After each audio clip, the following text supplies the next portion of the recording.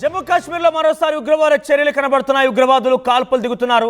ఉగ్రవాదులు మన భారత ఆర్మీ పోలీసుల పైన పెద్ద ఎత్తున కాల్పులకు కనబడుతోంది. అయితే కెల్లర్ అనేటువంటి ప్రాంతంలో పెద్ద ఎత్తున ఇప్పటికే దాడులు జరిగి 6గురిని హతమార్చినటువంటి ఆ ఘటన తర్వాత మరోసారి ఆపరేషన్ త్రషల్ పేరుతో ముందు కొనసాగుతున్నారు. ఆపరేషన్ త్రాషి పేరుతో మన భారత ఆర్మీ ముందు కొనసాగుతోంది.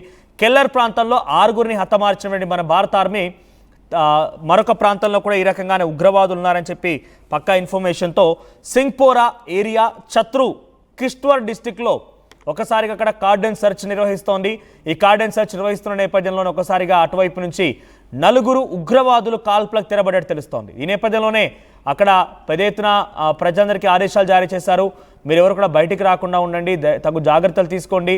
ఉగ్రవాదులు కాల్పులు జరుపుతున్నారు కాబట్టి వారిని ఒక రకంగా ట్రాప్ చేసే పని అనుకోవచ్చు. ఈ రకంగా అంటే ఉగ్రవాదులు ఉన్నారనే సమాచారం అయితే అందింది, కానీ ఎక్కడున్నారు ఏంటని తెలియదు. కాబట్టి వెంటనే వాళ్ళకి సంబంధించిన సమాచారం తెలుసుకునేందుకు కార్డన్ సెర్చ్ నిర్వహిస్తుండగా ఈ కాల్పులు జరిగాయి.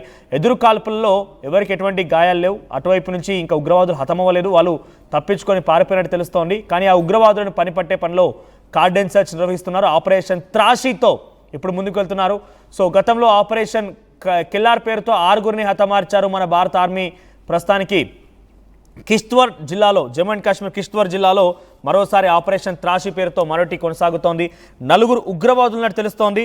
సో ప్రస్తుతానికైతే ఆ 4 తప్పించుకున్నారు. వారిని పనిపట్టే పనిలో మన భారత ఆర్మీ ముందు కొనసాగుతోంది.